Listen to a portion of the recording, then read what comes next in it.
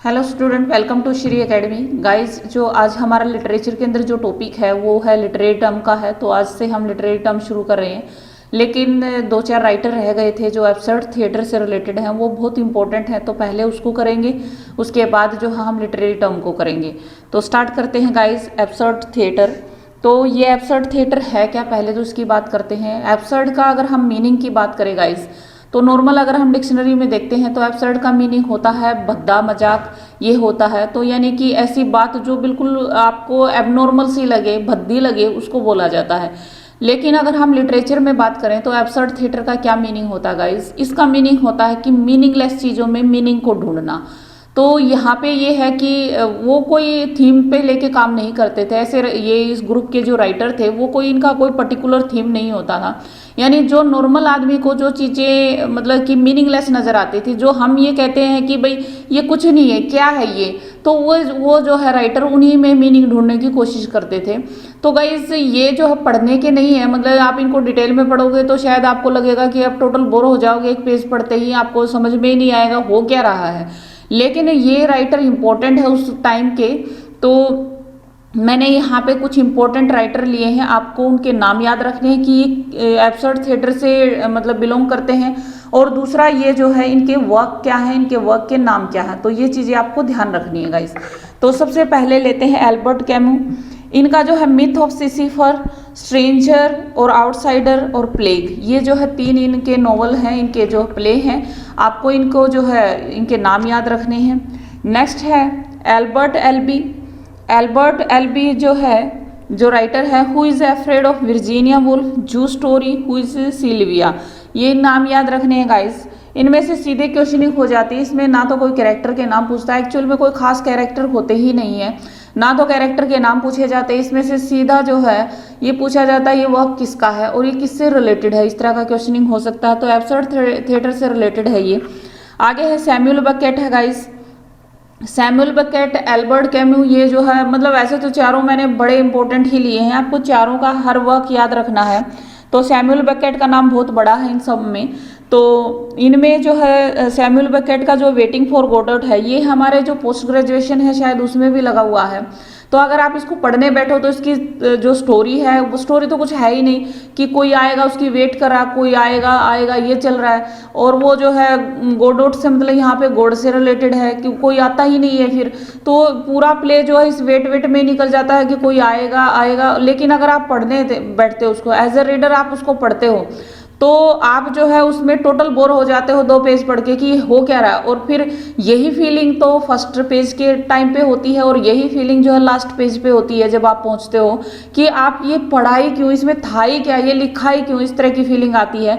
लेकिन राइटर जो है अपने ये कहते हैं कि जो नॉर्मल आदमी को मीनिंगलेस चीज़ें नज़र आती हैं वो उनमें भी मीनिंग होता है। तो ये अपनी तरफ से उसको यानी वेट करने में भी जो है मीनिंग है, वो मीनिंगलेस चीज़ नहीं है। तो इस टाइप का थीम लिया हुआ है इन्होंने, सबका अपना अपना था। ये मिथ ऑफ सिसिफर जो आपने पहले पढ़ा है, ये जो नाम अभी आपने जो एल्बर्ट कैमू का पढ़ा था, तो गाइस ये भी टोटल कुछ नहीं है। एक राजा जो है उसको दे देता है कि भाई तुझे जो है ऊपर चढ़ना है, और जिसको हम कहते हैं गुलेटिया खाते हुए चढ़ना, तो वो ये क्या एक बिल्कुल एब्सर्ड सा काम दे दिया, लेकिन वो भी उसमें भी जो है एंजॉय करता है। तो उसको एक एम मिल जाता है, वो ऊपर चढ़ता है फिर नीचे उतरता है। तो ये इस टाइप के जो है इसके अंदर जो है मतलब पॉइंट लिए गए हैं, इस टाइप के थीम लिए गए हैं। आपको इनकी कोई स्टोरी नहीं पढ़नी है, सिर्फ इनके नाम याद रखिएगा इस आप। और जो राइटर का नाम और उसके वर्क के नाम इंपॉर्टेंट है हमेशा। मैंने जितने भी एग्ज़ाम देखे हैं गाइस, वो कि दूसरे स्टेट के हों या आपके KVS के हों, DSSB का हो या फिर आपका नेट का एग्ज़ाम हो, ऐसा कोई एग्ज़ाम नहीं होता जिसमें से इनमें से क्वेश्चनिंग नहीं होती हो। तो जो है जैसे सैमुअल बेकेट का वेटिंग फॉर गोडोट है, मर्फी है, मोली है और मिलोनिया है। तो ये गाइस, ये मिलोनिया, ये तीनों जो है ये क्या है, ट्रियोलॉजी है। ट्रियोलॉजी यानी इकट्ठी लिखी जाती है, मतलब इकट्ठी का मतलब ये नहीं है कि इकट्ठी लिखी जाती है, लेकिन कहीं ना कहीं सीक्वेंस जुड़ी होती है एक दूसरे के साथ इनकी। अब जो है बात करते हैं हेरोल्ड पिंटर की। नेक्स्ट जो राइटर है हमारे वो है हेरोल्ड पिंटर। तो हेरोल्ड पिंटर का नाम भी बहुत बड़ा है गाइस। जो एब्सर्ड थिएटर के अंदर एक बार क्वेश्चनिंग हुई थी कि वर्क दिए हुए थे कि बर्थडे पार्टी जो है किसने लिखी है, तो हेरोल्ड पिंटर ने लिखी है, प्रिंटर ने लिखी है ये। तो जो है रूम है इनका, बर्थडे पार्टी है, होम कमिंग और जो है बीट्रेल, और केयर टेकर, ये इनके वर्क के नाम है गाइस। इनमें कोई स्टोरी नहीं पढ़नी है आपको, बस आपको जो इनके नाम याद रखने हैं। अब जो नेक्स्ट जो हमारा है वो लिटरेरी टर्म शुरू हो जाता है यहाँ से गाइड्स। तो हम लिटरेरी टर्म को पढ़ते हैं। सबसे पहले हमारे पास जो आया है वो जो है एब्सर्ड थिएटर ही है। तो ये क्या है और आप अच्छे से समझ जाएंगे इसको। ये कह रहा है व्हेन यू हैव फीलिंग्स, आपके अंदर फीलिंग होती है किसी चीज़ के लिए। व्हेन यू हैव फीलिंग्स यानी आपके अंदर किसी चीज़ से रिलेटेड फीलिंग है। And you want to convey, और आप उसको कन्वे करना चाहते हो, आप बताना चाहते हो। यू वॉन्ट टू एक्सप्रेस, आप उसको दिखाना चाहते हो। यू हैव वर्ड्स, आपके पास शब्द भी हैं, but you don't convey it, लेकिन आप उसको जो है कन्वे करते नहीं हो। यानी आपके पास शब्द है कि हाँ मैं ये बात कहती हूँ तो मेरी बात क्लियर हो जाएगी, लेकिन फिर भी आप उसको कहते नहीं हो। तो इसी को बोलते हैं एब्सर्ड थिएटर। यानी इस तरह की फीलिंग ली जाती है, किसी चीज़ का जो मीनिंगलेस पॉइंट है उसके अंदर मीनिंग ढूंढने की कोशिश की जाती है। How do you feel that emotions itself have a meaning. ये कह रहा है कि how do you feel that, आप किसी चीज़ को कैसे महसूस करते हो और कैसे वो इमोशन आते हैं। उस इमोशन के अंदर खुद एक ही मीनिंग होता है। यानी आप किसी चीज़ को बोल नहीं रहे हो, लेकिन फिर भी आपके इमोशन जो है उसके अंदर एक मीनिंग अपने आप ही दे जाते हैं। That is called absurd. इसी को हम एब्सर्ड बोलते हैं। यानी आप नॉर्मल कह लीजिए कि मीनिंगलेस चीज़ों में जो है मीनिंग ढूंढना ही एब्सर्ड होता है। ये जो था एक मूवमेंट था, एक दौर था, कब का था 1950s और 260s का जो है ये दौर था। उस टाइम पे ये राइटर हुए हैं। एब्सर्ड थिएटर हैव प्रमोटेड, उस टाइम पे मतलब कि एब्सर्ड थिएटर को प्रमोट किया गया। People started life which is completely meaningless, और इस तरह की लाइफ जी रहे थे जो बिल्कुल मीनिंगलेस थी। And it has not direct meaning, जिसका कोई डायरेक्ट मीनिंग ही नहीं था। तो Samuel Beckett, Harold Pinter, Edward Albee, Arthur Adamov, ये जो है they all come an idea that we must try to locate the meaning in meaninglessness. तो ये सभी एक ग्रुप बनाते हैं, ये इकट्ठे होते हैं और इन्होंने ये एम बनाया कि हम जो जिस तरह की लाइफ लोग जी रहे हैं, जैसे क्या होता है कि जैसे मिडिल क्लास, आपने देखा होगा मिडिल क्लास हमेशा जो है इकोनॉमी को आगे बढ़ाने में सबसे ज़्यादा रोल प्ले करता है, क्योंकि उसको आगे बढ़ने की होती है। जैसे जो अमीर होते हैं उनको ऑलरेडी वो अमीर हैं, उनके पास पैसा है, वो आगे बढ़ने की उनके अंदर ललक नहीं होती इतनी, क्योंकि उनको लगता है कि बहुत हो गया है। और जो लोअर क्लास है उसको लगता है कि भाई हम इससे ज़्यादा नहीं कर सकते, तो वो भी रुक जाते हैं। यानी जो ज़्यादा एक्टिव होता है वो मिडिल क्लास होता है। तो ये कह रहा है कि जब लोग जो है एक डल लाइफ जीने लग गए थे उस दौरान जो है, तो ये इस टाइप के राइटर आते हैं और जो मीनिंगलेस चीज़ें हैं, यानी जब लोगों की सारी ज़रूरतें तो पूरी हो गई होंगी लेकिन वो आगे नहीं बढ़ रहे थे, तो उन जो मीनिंगलेस लाइफ वो जी रहे थे उसको जो है मीनिंगफुल बनाने की जो कोशिश की थी अपने इन वर्क के थ्रू, तो ये वो राइटर थे। तो मेनली आपको ये नाम याद रखने हैं गाइस। आई थिंक क्लियर होगा अभी आपको। नेक्स्ट है एकेडमिक ड्रामा। एकेडमिक ड्रामा क्या होता है? Dramas were performed by scholars in college and schools in ancient Greek. ये कह रहा है कि जो ड्रामा जो है, यानी कि एकेडमिक ड्रामा क्या होता है? ऐसा ड्रामा यानी जो ड्रामा प्ले किया जाता है, यानी ड्रामा जो स्टेज पे परफॉर्म किया जाता है। तो ऐसे ड्रामा जो स्कॉलर्स जो होते हैं, यानी कि जो बुद्धिजीवी जो लोग होते हैं, वो कॉलेज के अंदर या स्कूल के अंदर जो है एंशिएंट ग्रीक के टाइम पे, यानी कॉलेज स्कूल में जो ड्रामा को प्ले किया जाता है, ड्रामा को स्टेज पे परफॉर्म किया जाता है, उसको एकेडमिक जो है ड्रामा बोला जाता है। एकेडमिक क्या होता है गाइज? जो आपकी शैक्षणिक होती है, यानी शैक्षणिक तौर पे, यानी वो प्रोफेशनल नहीं थे, प्रोफेशनली जो है वो कोई स्टेज वगैरह नहीं होते थे। तो पहले कॉलेज वगैरह में जो भी स्टेज होता था उस पर जाके परफॉर्म किया जाता था, और उसमें मोस्टली कौन होते थे? स्कॉलर्स वगैरह होते थे कॉलेज स्कूल में जाके, जो एंशिएंट ग्रीक के टाइम पे ये हो जो ड्रामा वगैरह परफॉर्म किए जाते थे उसको एकेडमिक ड्रामा बोला जाता था। तो ये कौन कौन से हैं? तो रेला फ्रॉस्टर डोस्टर, ये आपकी जो आपको पता है कि फर्स्ट कॉमेडी है। गोरबेड्यूस जो है ये आपकी फर्स्ट ट्रेजेडी है। ये सारे जो है क्या है, कॉलेज स्कूल में ही परफॉर्म हुए हैं, यानी ये अलग से थिएटर नहीं थे इनके लिए कि वहाँ जाके इनको स्टेज परफॉर्म किया जाए। बाद में ये थिएटर तो गाइस हुए हैं जाके जो है जो एलिजाबेथन टाइम है उसमें जाके ओपन हुए हैं। तो तब ये प्रोफेशनली लोग जो है थिएटर की तरफ बढ़े थे, यानी वो आप थिएटर कह लीजिए, सिनेमा कह लीजिए, जिस पे जाके जो है ड्रामा वगैरह जो है परफॉर्म होते थे, यानी प्रोफेशनल ये चीज़ बाद में आई थी। तो पहले कहाँ होते थे? यानी ग्रीक लिटरेचर जो एंशिएंट ग्रीक थे वो कहाँ करते थे? तो स्कूल कॉलेज की जो बिल्डिंग होती थी उसमें जो उनका स्टेज वगैरह होता था वहाँ जाके स्कॉलर लोग करते थे, और वो जो स्टूडेंट होते थे वही उन चीज़ों को देखते थे। यानी एक लिमिट का एरिया होता था ऑडियंस का, वो जब ये नहीं था कि कॉमन आदमी कोई भी चला जाए वहाँ पे, तो ये है, इनको बोलते हैं एकेडमिक ड्रामा। और ये ईटन स्कूल में लंदन के अंदर जो है परफॉर्म हुई है, ये फर्स्ट कॉमेडी भी और जो है फर्स्ट ट्रेजेडी भी। नेक्स्ट है, बात करते हैं अब एकेमिज्म। एकेमिज्म क्या है गाइस? शॉर्ट मूवमेंट है ये, short movement deals with poetry, यानी एक छोटा मूवमेंट चला था, थोड़े टाइम के लिए एक मूवमेंट चला था और वो पोइट्री से रिलेटेड चला था। मोमेंट इन रशियन पोइट्री, यानी कि जो एकेमिज्म क्या होता गाइस, एक पोइट्री से रिलेटेड एक शॉर्ट मोमेंट चला था और वो कहाँ चला था? वो रशिया के अंदर चला था, रशियन पोइट्री के अंदर चला था, उसको बोला जाता है acmeism. In England that moment who are imagist in England acmeist in Russia. अब ये कह रहा है कि जो इंग्लैंड के अंदर इस तरह का जो मोमेंट चला था, इस तरह का जो मोमेंट चलाने वाले जो पोइट थे उनको इमेजिस्ट बोला जाता था। यानी कि जो इंग्लैंड के अंदर जो है पोइट्री से रिलेटेड जो पोइट थे, उन पोइट्री से रिलेटेड जो मूवमेंट चलाया था उनको तो इंग्लैंड में इमेजिस्ट बोला जाता था। और उसी तरह का मूवमेंट चलाने वाले जो पोइट थे जो रशिया में जिन्होंने चलाया उनको जो है एकेमिज्म बोला जाता था। यानी दोनों बातें एक ही हैं, जो रशिया में जिन पोइट ने वो मूवमेंट चलाया उसको एकेमिज्म उनको एकेमिस्ट कह सकते हो आप, बोला जाता था। और इंग्लैंड में जिन्होंने चलाया उसको इमेजिस्ट बोला जाता था। बात एक ही थी, बात वही थी कि एक शॉर्ट मोमेंट था और वो किससे रिलेटेड था गाइस? वो जो है पोइट्री से रिलेटेड था। आगे है एजिटप्रोप है, नेक्स्ट जो टर्म है हमारे पास एजिटप्रोप। एजिट जो है प्रोप ये है is a moment in Russia, ये भी जो है एक रशियन मोमेंट था। इट मीन्स एजिटेशन, इसका अर्थ था एजिटेशन। एजिटेशन क्या होता है गाइस? आंदोलन होता है, उपद्रव होता है, तो आंदोलन कह लीजिए। द टाइम ऑफ एजिटेशन 1917, तो 1917 के दौरान जो एक एजिटेशन चला, एक मूवमेंट चला रशिया के अंदर, तो उसको बोला जाता है एजिटप्रोप बोला जाता है। आगे है नेक्स्ट जो हमारी टर्म है वो है एगन। एगन क्या होता है, यानी किसको एगन बोला जाता है? एनी प्ले एंड स्टोरी, कोई प्ले या कोई story with dispute in two characters, यानी कोई प्ले या कोई स्टोरी जो दो कैरेक्टर के बीच में डिस्प्यूट में ही खत्म हो जाती है, यानी डिस्प्यूट में शुरू होती है और डिस्प्यूट में ही खत्म हो जाती है। दोनों का डिस्प्यूट का मतलब यहाँ पे मार पिटाई नहीं है गाइस, डिस्प्यूट का मतलब है कि जिसको हम कहते हैं कि कन्वर्सेशनल जो आर्ग्यूमेंट होता है उसको बोल रहे हैं यहाँ पे।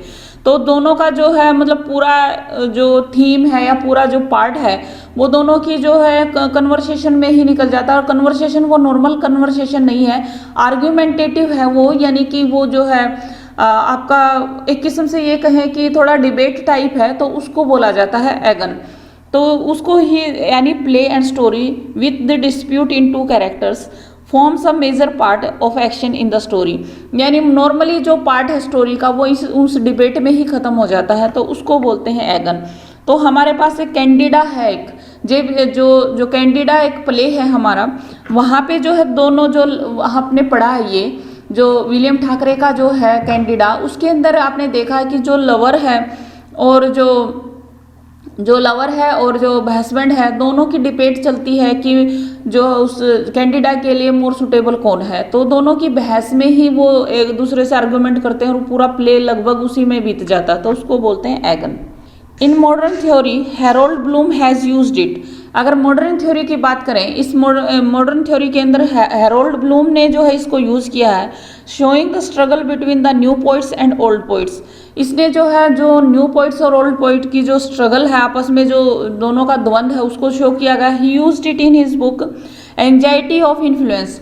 गाइस जो बीच में राइटर के नाम आ जाते हैं जैसे हैरोल्ड ब्लूम है तो ये इंपॉर्टेंट बहुत बन जाते हैं, इनमें से क्वेश्चनिंग होने के पूरे चांस रहते हैं। तो हैरोल्ड ब्लूम ने क्या लिखा है? Anxiety of influence. और मॉडर्न थ्योरी में इसने ही इसको जो है आगे बढ़ाया। वैसे कैंडिडा में यूज हो गया लेकिन जो है ज़्यादा अगर बात करें फिर जिसको आगे बढ़ाने वाला कौन है? हैरोल्ड ब्लूम है। और आपने कौन से प्ले में उसने बुक में यूज़ किया है? एंजाइटी ऑफ इन्फ्लुएंस के अंदर यूज़ किया है 1973 के अंदर। अब 1973 जो है 20वीं सेंचुरी आ गई है गाइज, यानी कि मॉडर्न थ्योरी के अंदर जो है इसने हैरोल्ड ब्लूम ने इसको यूज़ किया। तो ये चीज़ें ये आपको याद रखने की हैं। आगे है अमेरिकन रेनेसा। अमेरिकन रेनेसा जो है इसके अंदर जो है जैसे आपने पढ़ा है गाइज कि आपने वैसे तो रेनेसा ब्रिटिश लिटरेचर में पढ़ा है और अमेरिकन रेनेसा की बात करें तो अमेरिकन रेनेसा के अंदर जो है, रेनेसा क्या होता है पहले तो ये बात करते हैं। रेनेसा का मीनिंग होता है गाइस पुनर्जागरण, रीबर्थ जिसको कहा जाता है। रीबर्थ का मतलब ये है किसी चीज का ऑलरेडी बर्थ हो चुका है, उसका दोबारा से जन्म होना, उसको बोला जाता है पुनर्जागरण या पुनर्जीवन। क्या होता है? दोबारा से जीवन मिलना, दोबारा से जन्म लेना। यानी जो चीज पहले थी लेकिन वो किसी वजह से खत्म हो गई है और फिर वो दोबारा से पुनर्जीवित होती हैं, दोबारा से उभरती हैं, दोबारा से पीक की तरफ चलती हैं, उसको बोला जाता है रेनेसा। अब ये कह रहा है कि रेनेसा, अमेरिकन रेनेसा यानी अमेरिका के अंदर रेनेसा कौन लेके आया है, कौन से राइटर हैं जो अमेरिकन रेनेसा के लीडिंग जो है राइटर माने जाते हैं। तो सबसे पहले है R.W. इमर्सन और थोरू जो है ये मैंने वैसे पहले अगर हमने जो है अमेरिकन लिटरेचर पढ़ा हुआ है, जैसे मैंने यूट्यूब पे करवा रखा है, तो अगर आपने वहाँ देखा तो मैंने राइटर के बारे में बताया है ऑलरेडी, इसके बारे में मैं डिस्कस कर चुकी हूँ वहाँ पे। तो R.W. एमर्सन की बात करें, थ्योरू है, नेथनियल हॉथॉर्न, हरमन मेलीविल और जो है वोल्ट विटमैन, ये जो है 5 जो राइटर हैं इनका नाम ज़्यादा फेमस आता है, मतलब ये लीडिंग जो है राइटर थे। और जो R.W. इमर्सन और थ्योरू हैं, यानी अगर पहले इन दो की बात करें तो ये आइडियलिज्म को ज़्यादा शो करते थे गाइस। आइडियलिज्म का मतलब क्या होता है कि जैसे प्रकृति के बारे में कहा किसी चीज़ के, सिर्फ उसके अच्छे पहलू को, उसके आइडियल जो फॉर्म को दिखाना, उसका नेगेटिविटी को नहीं दिखाते थे। तो इसको जो है यानी ब्यूटी ऑफ नेचर की ही बात की है इन्होंने। ट्रांसडेंटलिज्म क्या होता है, जैसे ट्रांसडेंटलिज्म की तरफ लेके गए, ट्रांसडेंटलिस्ट हैं ये, यानी इनके अंदर किस चीज़ की जो है प्यास थी या तड़फ थी फॉर स्पिरिचुअल रियलिटी, वो जो है स्पिरिचुअलिटी की तरफ जाना चाहते थे। तो थोरो और जो है इमर्सन, ये दोनों जो है जो प्रकृति है या जो भी चीज़ें उनके सामने आती थी, ये उनका आइडियल फॉर्म देखना चाहते थे कि ये चीज़ें ऐसी थी, ये ऐसी होनी चाहिए, ऐसी है, यानी हमेशा उसका आइडियल फॉर्म ही देखा इन्होंने। अगर हम इन दोनों की बात करें, थर्ड और फोर्थ की, नेथनियल हॉथॉर्न और हरमन जो है मेलीविली, तो ये रियलिस्टिक थे गाइज। यानी रियलिस्टिक का मतलब है कि जो एक्चुअल में चीज़ें हैं, यानी सोसाइटी की अगर बात करें तो सोसाइटी में जो एक्चुअल में है तो उसकी बात करें तो जो रियलिटी है, जैसे अगर हम होथरू की बात करें, जो इमर्सन है, थोरू की बात करें, तो गाइस ये दोनों ने जैसे धर्म की भी बात की तो धर्म के सिर्फ जो है एक अच्छे पहलू को देखा और जो है उसका सोसाइटी में क्या नेगेटिव इफेक्ट पड़ रहा, क्या कोई उससे टॉर्चर हो रहा, तो इस चीज़ों की तरफ इनका ध्यान नहीं गया।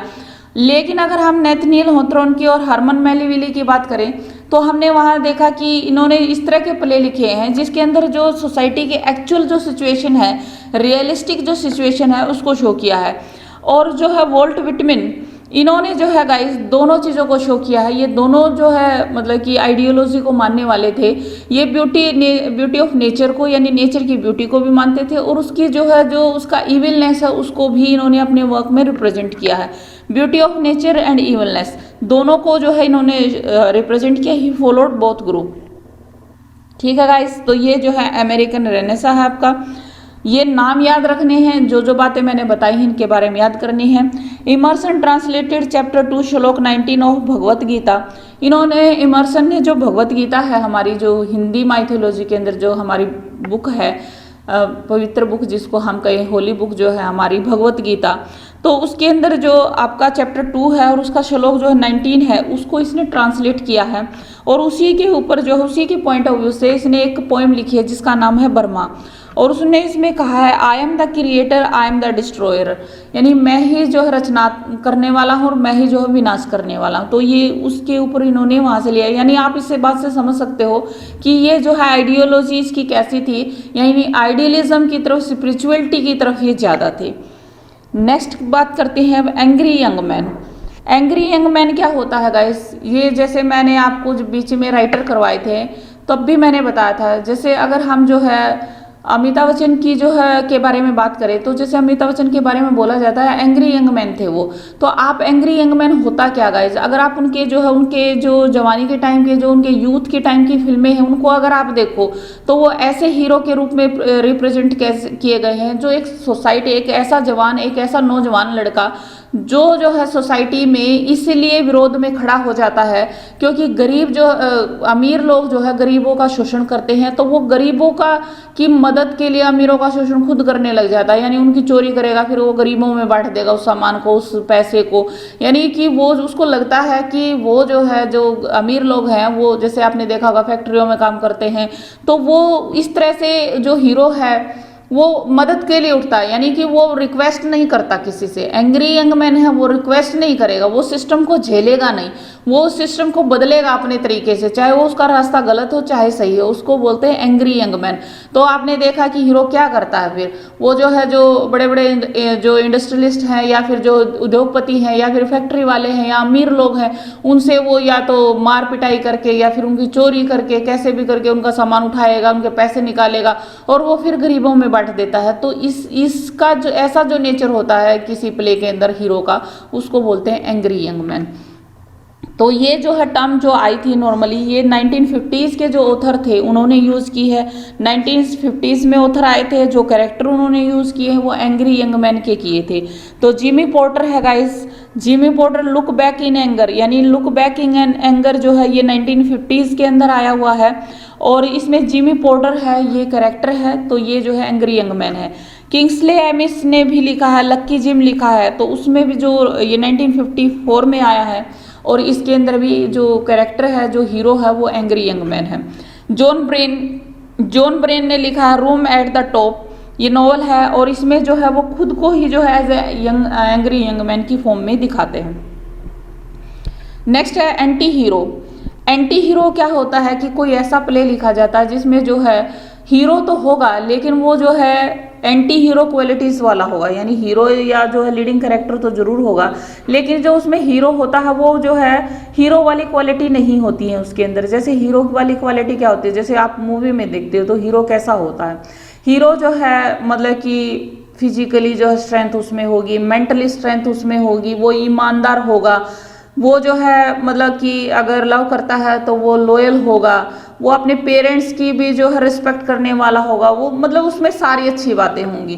फिजिकली बहुत ज़्यादा ताकतवर होता है, मेंटली भी जो है बहुत चालाक समझदार होता है, तो वो जो है वो हीरो की ये क्वालिटीज़ होती है। यानी नायक क्या होता है, नायक में सभी अच्छी चीज़ें होती है और वो फेलियर कम मिलती है उसको, वो हमेशा जो करता है फिर उसमें स्ट्रगल के बाद उसको सक्सेस जरूर मिलती है। तो हीरो की ये क्वालिटीज़ होती हैं गाइज। अब ये कह रहा है anti hero, anti hero hero without heroic qualities, यानी एक ऐसा हीरो जो है हीरो वाली क्वालिटी के साथ नहीं है, यानी उसको जो है हीरो की क्वालिटी उसके अंदर नहीं है।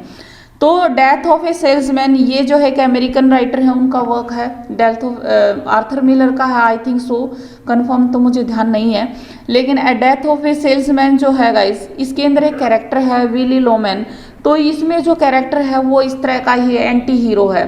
वो जो है जैसे वो तो एक सेल्समैन है लेकिन जो है वो अपने उसके बच्चे जो है वो इतना कामयाब नहीं होते, तो उसको लगता है कि अगर मैं, क्योंकि वो सेल्समैन है दूसरों का जो है इंश्योरेंस करता है, इसने अपना भी इंश्योरेंस करवा रखा है। तो इस टाइप की स्टोरी है कि वो जो है जब उसकी फैमिली मुसीबत में आती है तो वो उसके बच्चे जो बड़े हो गए थे, उसके बेटे जो बड़े हो गए थे, उनको कहीं जॉब वगैरह नहीं मिलती है, तो वो उधर से बच्चे परेशान हैं, गृहस्थी न ढंग से नहीं चल रही है, तो उसको लगता है कि अब मुझे क्या करना चाहिए। तो वो क्या करता है, सुसाइड कर लेता है। वो सिर्फ इसलिए सुसाइड कर लेता है कि मेरी फैमिली को इंश्योरेंस का पैसा मिल जाएगा। यानी वो हीरो वाली क्वालिटी नहीं है, वो तो एंटी हीरो हो गया। यानी लीडिंग कैरेक्टर क्या है कि परिस्थितियों से हार जाता है और जो हीरो है वो परिस्थितियों से हारता नहीं है, वो उनको पार करके जीतता है। तो यहाँ पे जो विली लोमैन है उसको क्या शो किया गया है, एक ऐसा हीरो जिसके अंदर हीरो वाली क्वालिटीज नहीं है। तो ये जो हुआ आपका एंटी हीरो की टर्म है गाइस। अब नेक्स्ट बात करते हैं एपोसियोसिस। एपोसियोसिस क्या होता है, जैसे पहले जो लिखा उसको पढ़ते हैं, sudden break in the middle of the sentences, living in sense of unfinished. इसका मतलब ये है गाइस कि जब आप कोई सेंटेंस बोल रहे हो, जैसे आप गुस्से में होते हैं, यानी कोई भी इमोशन जब जो है पिक पे होता है, चाहे वो गुस्से में हो, चाहे एक्साइटमेंट हो या फिर कोई और इमोशन हो, लव की फीलिंग हो, कुछ भी हो, यानी उस टाइम पे जो इमोशन होता है वो अपने पिक पे होता है। तो उस टाइम पे जब आप कोई वर्ड बोलते, कोई सेंटेंस बोलते और वो बोलते हुए बीच में छोड़ दिया जाता, यानी उसको बीच में इस तरह से छोड़ दिया जाता है कि उसकी सेंस अपने आप में कंप्लीट हो जाती है, लेकिन हम उसको वर्ड से पूरा नहीं करते हैं, यानी उसको कैसे छोड़ देते हैं, अनफिनिश्ड छोड़ देते हैं, तो उसको एपोसिस बोला जाता है। जैसे ये लिखा हुआ गेट आउट, आप किसी को गुस्से में कह रहे हो गेट आउट, अदरवाइज, लेकिन फिर आगे नहीं बोलते, तो आप कह रहे हो कि निकल जाओ यहाँ से, नहीं तो नहीं तो आप बोलते नहीं हो कि क्या कर दोगे आप, तो ये जो है क्या है, एपोसिस है, यानी कि सेंटेंस आपने वर्ड से पूरा नहीं किया है लेकिन एक्चुअल में हो गया है, तो इसको बोला जाता है। नेक्स्ट है guys art for art shake, art for art shake, art for life shake, ये है। तो पहले ये देखते हैं कि ये टर्म किसने शुरू की थी। ये गाइस बहुत इंपॉर्टेंट है कि कोई टर्म जो है किसने कॉइन की है, यानी शुरुआत किसने की है, कौन से देश में चली थी वो टर्म पहले, तो ये चीज़ें इंपॉर्टेंट है। तो वॉल्टर पीटर है, वॉल्टर पीटर ने कॉइन की थी ये टर्म जो है इंग्लैंड के अंदर, और थियोबाल्ड गोइथियर ने जो है ये टर्म की थी जर्मनी में। तो दोनों राइटर इंपॉर्टेंट हैं। जर्मनी में इसकी शुरुआत किसने की थी और जो है इंग्लैंड में इसकी शुरुआत जो है किसने की थी। It is 19th century dealing with aestheticism, ये एक मोमेंट है गाइस जो एस्थेटिज्म को जो है डील करता है। तो पहले जो लिखा है मैं वो पढ़ती हूँ, उसके बाद मैं इसको अच्छे से आपको समझा दूंगी। ये कह रहा something is written for life is art for arts life, something is written for art, ये है आर्ट फॉर आर्ट्स सेक। तो अब ये क्या है मैं इसको शॉर्ट में बता देती हूँ गाइस। ये अगर आपको वर्ड नहीं पता एस्थेटिज्म क्या होता है, एस्थेटिज्म का मीनिंग होता सौंदर्यात्मक, सौंदर्यात्मक, सौंदर्यात्मक यानी जिसमें जो है ब्यूटी होती है ऐसी चीज़ों में, जैसे पोइट्री है या कुछ और है या पेंटिंग है, कुछ भी है। तो आर्ट फॉर आर्ट क्या होता है गाइस, आर्ट फॉर आर्ट का मीनिंग क्या होता है, ये कह रहा है कि जैसे मैं आपको एक एग्जांपल देती हूँ, मूवी का देते हैं हम, जैसे मूवी बनाते हैं, क्योंकि आजकल जो ज़्यादा ट्रेंड है वो मूवी वगैरह का है, मतलब बुक्स भी पढ़ते हैं पढ़ने वाले, लेकिन ज़्यादा जो स्कोप है वो जो ज़्यादा ऑडियंस है वो जो है मूवी के साथ जुड़ी हुई है। तो मैं उसका एग्जांपल दूंगी तो आपको अच्छे से समझ में आ जाएगा क्या होता है। तो जैसे अगर मैं बात करूं कि जैसे मूवी है, तो मूवी बनाते हैं, तो मूवी का जो है अल्टीमेट पर्पज क्या होता है। अगर आप किसी प्रोड्यूसर से, किसी हीरो से, किसी डायरेक्टर से बात करें और पूछें कि भाई इसका जो है, या वो खुद भी कहते हैं, तो वो जो है उसका मेन अल्टीमेट पर्पज क्या होता है, अल्टीमेट एम क्या होता है किसी मूवी का, तो मूवी का एम एक ही होता है, एंटरटेनमेंट होता है। तो उनका काम होता है हर वो चीज़ डाली जाए उसके अंदर जिससे लोग जो है एंटरटेनमेंट करें, एंटरटेन हो जाए उससे। तो ये जो है ये कोई ज़रूरी नहीं होता कि भाई, जैसे आपने देखी होंगी, जैसे कोई कॉमेडी देखते हो आप लोग, कॉमेडी आपको पता है ये मूवी है, ये झूठ है, ये कोई सच नहीं है, लेकिन जब आप कई बार ऐसी कॉमेडी देख लेते हो, कॉमेडी जो मूवी होती है वो देखते हो, कॉमेडी आती है वो, तो आप ऐसी मूवी होती है वो जिसके अंदर जो कोई थीम नहीं होता है, कोई सोशल मैसेज नहीं होता है, वो खाली क्या होता है एक मतलब एंटरटेनमेंट के लिए होता है, और हम 2-2.5 घंटे जो उसके आगे बैठते हैं और हम भी खूब हंसते हैं, वो खाली हमें एंटरटेन करती है। तो वो चीज़ तो होती है आर्ट फॉर आर्ट, वो तो होती है कि कला सिर्फ कला के लिए, यानी कि ब्यूटी के लिए, जो है एंटरटेनमेंट के लिए। यानी आप मूवी बना रहे हो तो मूवी का अल्टीमेट पर्पज क्या है, वो सिर्फ पर्पज ये है कि एंटरटेनमेंट मिले, तो वो अपने उस पर्पज को पूरा कर रही है। ऐसे ही कोई पेंटिंग बन रही है, कोई सिंगिंग हो रही है, तो उसमें जो है जो पेंटिंग होती है वो उसमें सौंदर्यात्मकता होनी चाहिए, उसमें ब्यूटी होनी चाहिए। वो कोई मैसेज दे रही है नहीं दे रही है वो पर्पज नहीं है वहाँ पे। अगर हम ये कहें आर्ट फॉर लाइफ सेक क्या होता है गाइस, आर्ट फॉर जो है आर्ट सेक या लाइफ सेक क्या होता है, तो जैसे आपने कई मूवी देखी होंगी, अब मूवी की ही बात करते हैं, कोई मूवी देखी होंगी वो क्या सोशल मैसेज दे जाती हैं। यानी आप मूवी देखते हो तो आपको लगता है कि अच्छा हमारी सोसाइटी में ये प्रॉब्लम है, तो वाकई ये बहुत ख़राब है, ये दिक्कत है अगर हमारी सोसाइटी में, तो वो क्या कह देते हैं, या तो कोई वो सोशल इशू पे बना देते हैं या कोई पॉलिटिकल इशू पे बना देते हैं। तो वो क्या है कि एंटरटेनमेंट के साथ साथ एक सोशल मैसेज भी दे रहे हैं। यानी उन्होंने अपनी कला के साथ क्या किया, जो लाइफ की जो सोल्यूशन, लाइफ की जो प्रॉब्लम है उनका सोल्यूशन दिया है, तो वो है आर्ट फॉर लाइफ सेक। और जो सिर्फ खाली एंटरटेनमेंट के लिए है वो है आर्ट फॉर आर्ट सेक। तो आई थिंक आपको क्लियर होगा।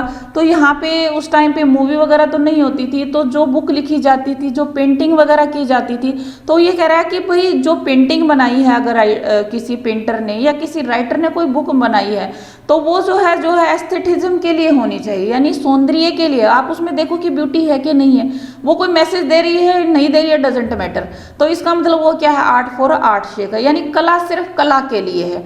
अगर उसके अंदर कोई सोशल इश्यू उठाया गया है, कोई सोशल मैसेज दिया गया है, कोई पॉलिटिकल मैसेज दिया गया, तो इसका मतलब वो लाइफ से जुड़ गई है वो चीज़। वो फिर कला जो है सिर्फ कला के लिए नहीं है, वो सौंदर्य के लिए नहीं है, वो किसके लिए है, वो कला जो है किसके लिए है, फिर वो जो है लाइफ के साथ जुड़ गई है। तो ये होता है आर्ट और आर्ट फॉर लाइफ। एवोबेड है नेक्स्ट जो टर्म है हमारे पास, एवोबेड। ये क्या है गाइस, ये जो है इज ए लिरिकल सॉन्ग, एक टाइप का लिरिकल सॉन्ग होता है that laments the arrival of morning, जो है मॉर्निंग की अराइवल पे थोड़ा सा लेमेंट्स करता है, विलाप करता है। आप इसको जो है ऐसे समझ सकते हो, जैसे क्या होता है गाइस, ये मॉर्निंग पे खुश नहीं होता। नॉर्मली क्या होती है कि हम लोग जो मॉर्निंग होती है सुबह तो हम खुश होते हैं, लेकिन जो है ये मॉर्निंग पे खुश नहीं होता। ये सॉन्ग तब गाया जाता है, तो जैसे आज का मॉडर्नाइजेशन का मैं पहले एग्जांपल देती हूँ आपको, उससे आपको समझ आएगी। जैसे आप जो है छोटे बच्चे हैं हमारे, स्कूल में जाते हैं अर्ली मॉर्निंग, या आप कहीं आप भी जॉब पे जाते हो डेली, तो आप लोग को लगता है जैसे बच्चों को ही है सुबह उठना फिर स्कूल जाना। आजकल तो चलो वो कोरोना की वजह से घर पे मौज ले रहे हैं, लेकिन अगर हम वैसे बात करें जब वो स्कूल जाते हैं तो उनको सुबह उठना कितना महाभारत लगता है। उनको लगता है कि सुबह क्यों हो रही है, ये इतनी जल्दी सुबह क्यों हो जाती है, यानी कि वो लेमेंट करते होते हैं मॉर्निंग के ऊपर। हालांकि रात जो है अंधेरा है, यानी डार्कनेस है, और मॉर्निंग जो है वो एक ब्राइटनेस की तरफ लेके जाती है। लेकिन बच्चों को ये बात नहीं समझ में आएगी, या डेली जो काम में लगा हुआ है। हम सबको संडे क्यों अच्छा लगता है, संडे इसलिए लगता है क्योंकि रिलैक्स मिलता है उस दिन। हमें लगता है आज कहीं नहीं जाना तो हम लेट उठेंगे।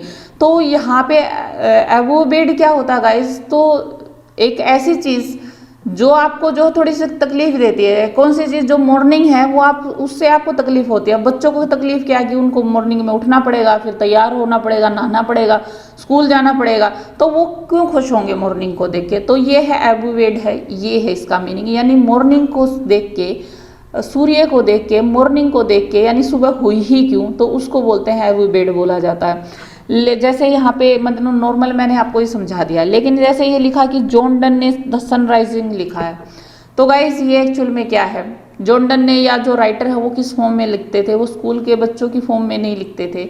ये इस फॉर्म में होता था जैसे जो लवर है या और बिलव्ड है, वो रात को इकट्ठे हैं और उनको पता है कि जैसे ही मॉर्निंग होगी, या न्यूली मैरिड का जो कपल है उनको लगता है कि भाई रात तो उनकी है, और जैसे ही मॉर्निंग होगी उनको उठना पड़ेगा या अपने रूम में से बाहर निकलना पड़ेगा और परिवार के साथ रहना पड़ेगा, तो वो दोनों अलग हो जाएंगे। तो वो मॉर्निंग जो होती है, तो जैसे सूर्य निकलता है तो उसको देख के वो जो लवर है वो ये कहता है कि ये निकला ही क्यों, तो वो लेमेंट करता है। वो दोनों ही लवर और बिलव्ड जो उस चीज़ पे लेमेंट करते हैं, यानी वो थोड़ा सा विलाप करते हैं कि आया ही क्यों, 2-4 घंटे बाद निकलना चाहिए था। तो ये उस सेंस में जो है राइटर लेते हैं यहाँ पे। द सनराइजिंग जो है इनकी पोएम है, उसमें यही थीम है कि लवर और बिलव्ड जो है या न्यूली मैरिड कपल जो हैं वो जो है वो पूरी रात साथ में है, लेकिन फिर जब भी सुबह होती, सुबह तो अपने टाइम पे होनी ही है, तो उनको अच्छा नहीं लगता। तो वो जो कोसते हैं एक किस्म से सूर्य को कि तू क्यों आ गया, क्यों निकल गया। तो ये टर्म होती है ये। नेक्स्ट है गाइस बार्डोलेट्री है। नेक्स्ट की बात करें हम बार्डोलेट्री। बार्डोलेट्री जो है वो जो है किसके लिए यूज़ किया गया, जो शेक्सपियर के जो फॉलोवर थे गाइस, यानी शेक्सपियर को जो पसंद करने वाले लोग थे उसको के लिए यूज़ किया गया bardolatry. Excessive veneration of Shakespeare. Veneration होता गाइस जो है मतलब कि वर्शिप कह लीजिए, या फिर जो है ग्रेट रिस्पेक्ट, यानी कि जो एक्सेसिव में जो रिस्पेक्ट मिली हुई थी, हद से ज़्यादा, मतलब बिल्कुल अंधभक्त जिसको कहते हैं, वो जो उनके फॉलोवर थे शेक्सपियर के, तो उनके लिए ये टर्म यूज़ की जाती थी बार्डोलेट्री। और जैसे बेन जॉनसन और जेबी शो के लिए भी यूज़ की गई है ये। आगे है बीट राइटर्स। बीट राइटर्स क्या है गाइस, ये पहले तो देखो ये बीट राइटर्स या बीट जनरेशन ये कॉइंड किसने की है, जैक कैरोस। ये गाइस नाम जरूर याद रख लेना, सीधा क्वेश्चन बन जाता है। 2016 की बात करें गाइस तो ये पूछा हुआ था हमारे कि डिकंस्ट्रक्शन की जो है थ्योरी किसने दी है, तो खाली नाम ये देना था, वहाँ कुछ ये नहीं बताना था कि भाई ये डिकंस्ट्रक्शन होता क्या है, लेकिन सीधा था कि ऑप्शन मिले हुए थे और उसका जो आंसर है वो डेरिडा निकलता था, जेके डेरिडा निकलता था। तो ये खाली ये किसने कॉइन की है, किसने शुरू की है, कॉइन का मतलब ये होता है उसने बनाई किसने है, पहली बार शुरू किसने की थी। तो ये टर्म अपने आप में इंपॉर्टेंट हो जाती है। तो बीट राइटर्स या बीट जनरेशन की टर्म किसने पहले बार दी है, तो जैक जो है क्रूशो ने दी है। तो ये इंपॉर्टेंट है गाइस, जितनी भी जहाँ पे भी आई हैं ये राइटर का नाम आपको जरूर पता होना चाहिए। तो ये group of American writers in 1950s, ये जो है 1950s के जो अमेरिकन राइटर्स थे उनका एक ग्रुप था। Is the result of confusion and chaos that prevailed in society after second world war. Second world war के बाद जो सोसाइटी के अंदर क्योस हो गया था, कन्फ्यूजन हो गया था, यानी कि जो है लाइफ से एक मुंह मोड़ लिया था लोगों ने कि भाई हम कभी भी मर सकते हैं, इस तरह की फीलिंग आ गई थी। तो जो है आज है जी लो इसी को, कल को रहे ना रहे, तो उसको जो है इस तरह के जो थीम पे लिखे जिन राइटर्स ने, यानी देखो राइटर कहाँ से आता, राइटर भी तो सोसाइटी से आता है। तो जैसी सोसाइटी हो गई राइटर ने भी वैसा ही लिखना शुरू कर दिया। तो उसके ऊपर जो राइटर ने लिखा उनको बीट राइटर्स बोला जाता है या बीट जनरेशन बोला जाता है।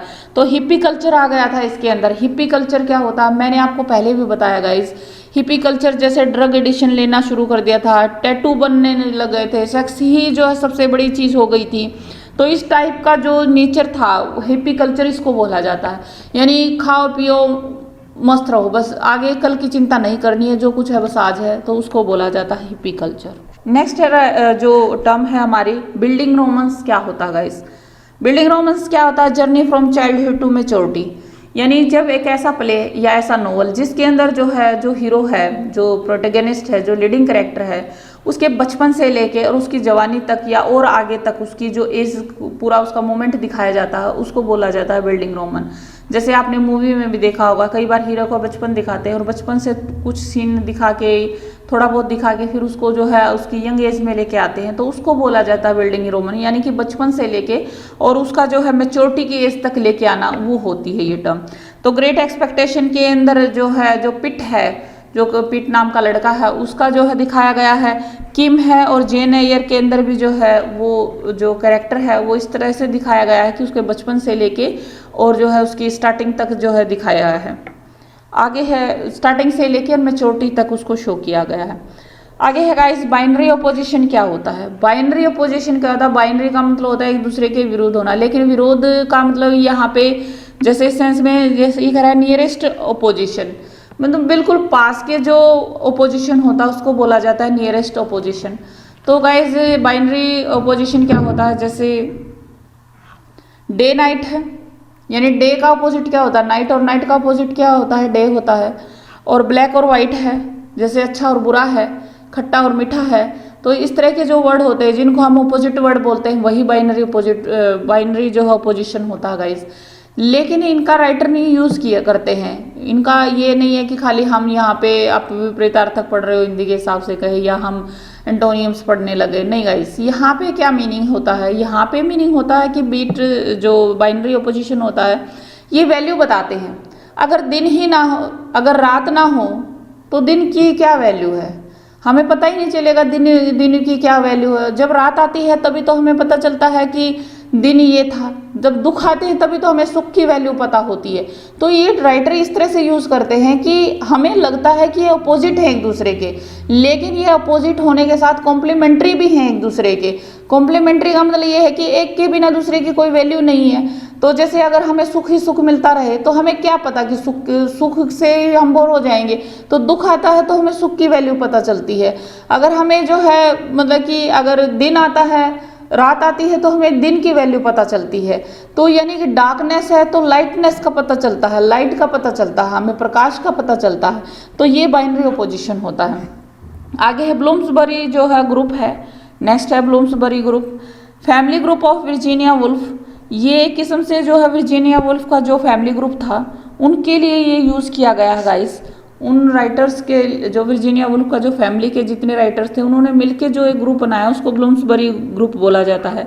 तो इसके अंदर जो है वर्जीनिया वुल्फ है, लियोनार्ड वुल्फ हैं उनके फादर हैं, लिंटन स्ट्रेची हैं वो उनके फ्रेंड है, विनस बेल है, ई.एम. फोस्टर है, रोजर फ्राई, जेम्स किन्स और वीटा सेक्विली। तो ये जो है एक आध नाम तो जरूर याद रखिए। ये ब्लूम्सबरी ग्रुप होता क्या है, तो सभी तो याद नहीं रखेंगे, तो रहने दीजिए।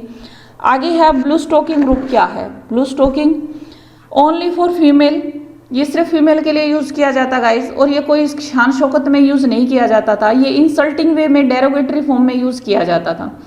आप इसको ऐसे समझ सकते हो कि 18th सेंचुरी के अंदर जब जो है फीमेल राइटर आने लगी, यानी जब, क्योंकि पहले लिटरेचर या जो है ड्रामा इस तरह का जो लिटरेचर की जितनी भी फॉर्म है वो लिखनी स्टार्ट की थी मेल ने, और जो रोमांटिसिज्म में जो है फीमेल आनी शुरू हुई थी, यानी 18th सेंचुरी के अंदर जो है वो फीमेल आनी शुरू हुई थी, जो फीमेल राइटर आनी शुरू हुई थी। तो जब आप एक किसी के डोमिनेंस एरिया में घुसते हो तो वो ऑब्जेक्शन तो उठाते ही हैं। तो जब जो है फीमेल्स जो राइटर थी उन्होंने लिखना शुरू किया, तो जो उस टाइम के जो एक डोमिनेटिंग नेचर वाले या जो है एक लीडिंग जो राइटर थे, मेल लीडिंग राइटर थे, उन्होंने ये कहा कि अच्छा अब ये भी लिखा करेंगे, अब ये मतलब कि अब हम क्या करेंगे जब यही जो है लिटरेचर लिखा करेंगे। तो उन्होंने इनके लिए एक जो है एक टर्म यूज़ की, यानी ये कोई लेडीज़ ने अपने आप नहीं बनाई थी, ये मेल ने बनाई थी और डेरोगेटरी फॉर्म में बनाई। डेरोगेटरी का यानी उनको इंसल्टिंग वे में बोला था ये कि ये जो है कि ब्लू स्टोकिंग ग्रुप है ये, यानी कि 4-5 लेडीज लिखने लग गई थी जो राइटर थी, तो उनको कहा कि blue stocking. Guys blue stocking का मीनिंग होता है एजुकेटेड बट पेडेंटिंग लेडी, यानी कि ऐसी औरत जो एजुकेटेड है लेकिन घमंडी है। तो उनको लगता था ये घमंड कर रही है, भाई तुम्हारा काम क्या है, तुम्हारा तो फील्ड नहीं है, तुम क्या करने आई हो यहाँ पे। तो उन राइटर के लिए यानी फीमेल राइटर के लिए मेल राइटर ने यूज किया था और उस ग्रुप का नाम रख दिया था ब्लू स्टोकिंग ग्रुप। तो वही है ये a group of 18th century women, educated women, social circle of London intellectuals. इसमें कौन कौन थी, जैसे एलिजाबेथ वैसे था, Elizabeth Montagu, Frances Boswell, Hannah More, Susan Hillier, और इसमें मेल विजिटर भी आते थे, यानी उनके चेकिंग भी करने आते थे। एक किस्म से चेकिंग तो नहीं, मतलब ये कहेंगे कि वो ये देखने आते थे अच्छा क्या लिखा तुमने, तो वो विजिट करने भी आते थे। उनमें कौन कौन था, यानी उन्होंने ही नाम रख दिया और वही जो है फिर विजिट भी करने आते थे। तो doctor Samuel Johnson, Horace Walpole, James Boswell, Richardson और डेविड गैरिक जो है ये जो है राइटर उसमें आते थे। अब नेक्स्ट है गाइस बार्डोलेरिज्म। बार्डोलेरिज्म क्या होता है? बार्डोलेरिज्म का मीनिंग होता है guys remove some vulgar words and sentences. जैसे कई बार क्या होता है कि भाई कोई बुक लिखी किसी राइटर ने और उसमें कुछ ऐसे वर्ड यूज़ कर दिए जो वल्गर थे, अश्लील जिसको कहते हैं हम, वैसे वर्ड यूज़ कर दिए, और फिर जो है दूसरा राइटर उनको पढ़ता है और उसमें से उन सीन्स को, उन वर्ड्स को निकाल देता है, तो उसको बार्डोलेरिज्म बोला जाता है। यानी कि जो एक्स्ट्रा चीज़ें जो नेक्स्ट राइटर को लगती हैं तो उनमें से रिमूव कर देता है, या कोई ज़रूरी नहीं कि सिर्फ जो वल्गैरिटी को ही निकाले, यानी जिससे लगता है कि भाई ऑडियंस पे इस चीज़ का इफेक्ट पड़ेगा, आज के मॉडर्नाइजेशन के ज़माने में ये चीज़ें ठीक नहीं है, तो वो निकाल लेते हैं। जिसको आज के कल जो है जो हमारा मॉडर्नाइजेशन है इसके अंदर मूवी के टर्म में बोला जाता है क्रिएटिव फ्रीडम जिसको बोलते हैं। तो वो अपने वे से यूज़ कर लेते हैं, कुछ चीज़ों को हटा देते हैं, कुछ चीज़ों को अपने वे से यूज़ करते हैं, तो उसको बोला जाता है बार्डोलेरिज्म। नेक्स्ट है बोकिल बियोकोलिक पेस्टोरल इकोलॉग्स। ये क्या है? तो गाइस जो शेफर्ड जो सॉन्ग होता है उसके लिए यूज़ किया जाता है shepherd and shepherd's dialogue and romance, यानी कि जो एक चरवाहा होता है उसके लिए जो चीज़ें गाई जाती है। पेस्टोरल होता है जो एक ग्रामीण इलाका है दिखाया जाता है जिसमें शेफर्ड कोई गा रहा है या उसके डायलॉग है, उसका रोमांस है, उसको शो किया जाता है। तो सभी एक ही टर्म है ये। नेक्स्ट बात करते हैं बायरोनिक हीरो। बायरोनिक हीरो क्या होता है गाइस? बायरोनिक हीरो होता है जो वुमेनाइजर हीरो होता है, यानी हीरो है वो एक ऐसा हीरो है जिसमें जो है जो वो वुमेनाइजर भी है और साथ में वो उसका कोई मोरल नहीं है, यानी उसको जो है अपना एम पूरा करने के लिए गलत सही कोई भी रास्ता हो वो किसी हद तक भी जाने के लिए तैयार है, उसको बोलते हैं बायरोनिक हीरो। जो तो अगर हम ये बात करें इसमें हेथक्लिफ जो है वुदरिंग हाइट्स के अंदर ऐसा ही हीरो है, यानी एक ऐसा हीरो जिसको गलत सही का कुछ भी नहीं पता होता। जब मैंने वुदरिंग हाइट्स आपको करवाई थी, जब हम चैप्टर कर रहे थे और मैंने ये राइटर जो है हमने ब्रोंटे सिस्टर किया था, तो ब्रोंटे सिस्टर का है ये वुदरिंग हाइट्स। तो मैंने वहाँ पे आपको बताया था कि जो हेथक्लिफ का कैरेक्टर वो है वुदरिंग हाइट्स के अंदर, जो धड़कन मूवी के अंदर सुनील शेट्टी का है। तो वो जो है वो अपना एम उसको पूरा करना है। अगर आपने धड़कन मूवी देखी है तो उसमें देखिए उसको अपना एम पूरा करना है। आप किसी का बिल्कुल वो सत्यानाश कर दे, उसको खत्म कर दे, यानी जिससे लव करता है उसी को तंग करने पे जुटा हुआ है, तो उसको बोलते हैं बायरोनिक हीरो। ऐसा हीरो जो एग्रेसिव ज़्यादा होता है लेकिन नेगेटिविटी में ज़्यादा घुस जाता है, तो उसको बोला जाता है बायरोनिक हीरो। यानी वो अपने ड्रीम को पूरा करने के लिए किसी हद तक भी जा सकता है, वो होता है बायरोनिक हीरो। आगे कैंपस नॉवल। कैंपस नॉवल क्या होता है गाइस, इनकी जो सेटिंग होती है, setting in university campus, hero is professor या पीएचडी स्कॉलर, यानी कि जो इनकी सेटिंग होती है वो कैंपस के अंदर होती है, और जो हीरो है या तो वो प्रोफेसर होगा या पीएचडी स्कॉलर होगा, यानी यूनिवर्सिटी से रिलेटेड वो जो है हीरो होता है। किंग्सले एमिस के अंदर जो लक्की जिम है वो वही है। और David Lodge was the father of campus novel. David Lodge जो है वो कैंपस नॉवल का फादर माना जाता है उनको। और डेविड लॉज ने जो है क्या लिखे, चेंजलिंग प्लेसेस लिखा, उनका नॉवल है चेंजलिंग प्लेसेस, और वो ट्रायलॉजी में है, स्मॉल वर्ल्ड और nice work, London museum is falling down. तो ये ट्रायलॉजी लिखी है और ये सारे जो है क्या है, कैंपस नॉवल का एग्जाम्पल है। और इनका जो है ये कह रहा है its subtitle is tale of two campuses. और ये कहाँ से लिया गया है, टेल ऑफ टू सिटी से, जो चार्ल्स डिकन्सन का है वहाँ से लिया गया है। नेक्स्ट बात करते हैं 22 है क्लेटिक रिवाइवल, ट्विलिट और रेनेसा। गाइस ये क्या है, इसके सभी एक ही बात है, क्लेटिक, ट्विलिट कह लीजिए, रिवाइवल कह लीजिए, रेनेसा कह लीजिए, एक ही बात है। मैं इसको शॉर्ट में बता देती हूँ ये क्या है गाइस। इनका जो लीडिंग जो राइटर था W.B. यीट्स थे, और एक्चुअल में ये है क्या, जैसे गाइस हार्लेम रेनेसा जो है अफ्रीकन अमेरिकन राइटर से रिलेटेड है, ऐसे जो क्लेटिक रिवाइवल है या क्लेटिक ट्विलाइट या रेनेसा है, वो जो आयरिश राइटर थे उन्होंने जो है अमेरिका के अंदर अपने जो आयरिश लिटरेचर को जो प्रमोट करने के लिए, यानी कि जो दबी हुई चीज़ें उनको प्रमोट करने के लिए जो एक आंदोलन, एक मूवमेंट चलाया, उसको क्लेटिक रिवाइवल के नाम से जाना जाता है। तो यही है इसमें, to highlight the Irish literature revival later 19th